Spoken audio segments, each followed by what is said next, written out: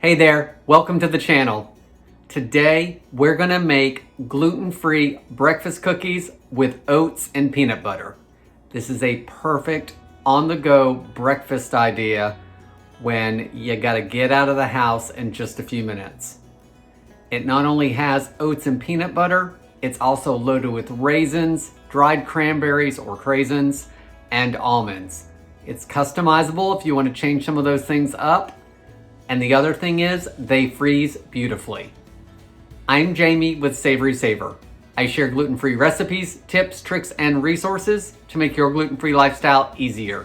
So please consider hitting subscribe, and let's get started. So to start our cookies, I'm gonna be doing mine in the stand mixer just because it's a little easier to mix. You could also use your hand mixer or even do it by hand. It is a pretty firm dough, so it may take a little bit of effort there, but everything should come out fine. So I'm gonna start with 1 stick of softened, unsalted butter. Put that in the bottom of my bowl. And guys, this recipe is pretty much half a cup of everything, which works out really well. If you make it often, you can memorize the recipe. So if you wonder how much of something is in it, it's probably half a cup. So in goes our stick of butter. To our butter, we're gonna add a half a cup of creamy peanut butter, or chunky if you want, or honey roasted peanut butter, whatever kind of peanut butter you wanna add. Mine's a little over a half a cup because the jar was about empty, so I'm just gonna use the rest of that so I don't have any extra.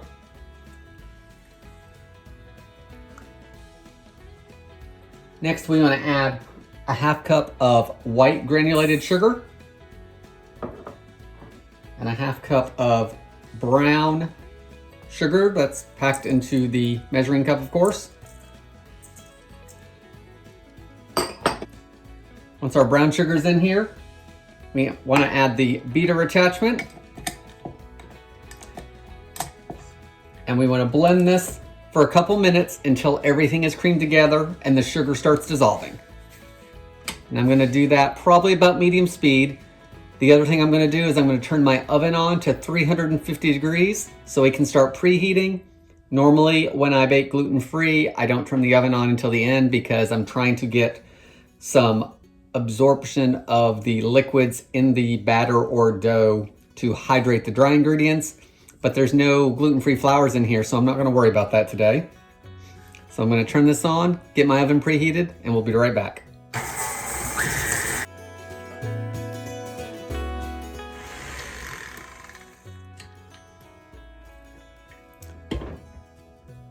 Once everything has been blending and is mixed together, you can see everything looks like it's creamed nicely. Scrape your bowl down. Maybe do that once or twice during the blending if you want. Next, I'm going to add 1 egg. That's going to help everything set up. I'm going to put in 1 teaspoon of cinnamon. You could certainly add other spices here if you wanted to. If you want to do pumpkin pie spice or apple pie spice or some ginger and nutmeg with the cinnamon, whatever you wanted to do. I'm going to add half a teaspoon of fine salt. So use your table salt or your sea salt here. Now I'm going to blend it again for about 2 minutes, making sure everything is combined, and it should be fluffy, and we'll be ready to go to do our mix-ins.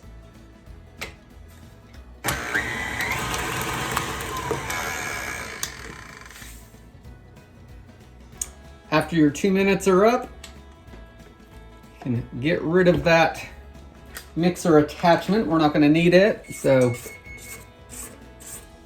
get your bowl scraped down.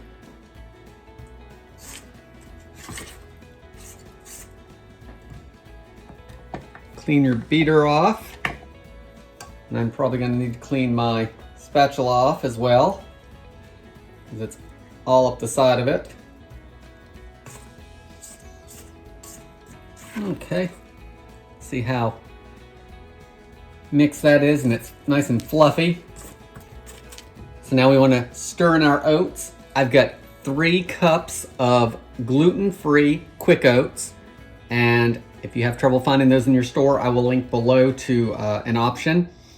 But, you know, if you're like my wife, we don't always need to have gluten-free oats. She doesn't normally have an issue with them, but there's lots of cross-contamination in oats with other grains. So that's why if you are celiac or have reactions to oats being gluten-free, you definitely want to make sure you get the gluten-free ones. So we're going to put those in there. The other mix-ins I'm using, I'm going to use half a cup of raisins, half a cup of craisins, and half a cup of chopped almonds. You could always add more or less of one or the other because it's 1.5 cups of stuff. So if you wanted to add some other dried fruit, you could. Or if you wanted to maybe add some chocolate chips in here, you could. So I'm gonna give this a really good mix. Once everything is mixed together well, we can put them on our cookie sheet. So I'm using a great big cookie sheet and I've lined it with parchment paper. You could always just grease it if you don't have parchment paper.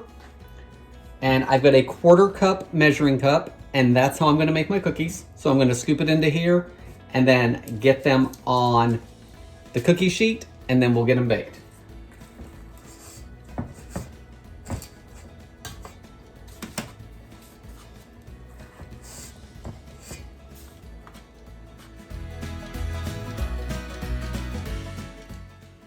So I've got my first sheet of cookies scooped out onto the sheet, and they'll cook a little better if they're a little flatter. So I've just got a little bowl of water here to the side. I'm gonna wet my fingertips and just flatten them down a little bit.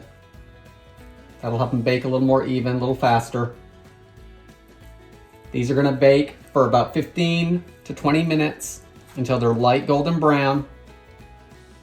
And you wanna let them cool completely on the sheet when you take them out of the oven. That'll let them set up. I'm gonna pop these in the oven, get them baked off, make my second sheet, which will probably not make quite as many as this first sheet did. Get those ready to go, and we'll be back in just a minute. So our gluten-free breakfast cookies with oats and peanut butter are all cooked. They're nice and golden in color. They're thick. They don't really spread out a whole lot. They are cooked on the bottom.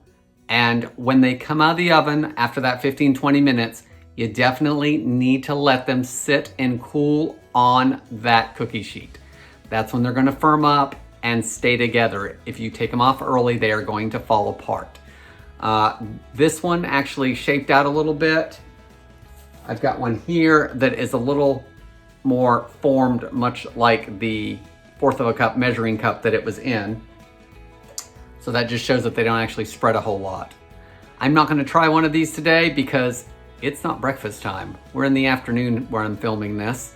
So I'm gonna save one for tomorrow morning. Guys, I hope you give this recipe a try.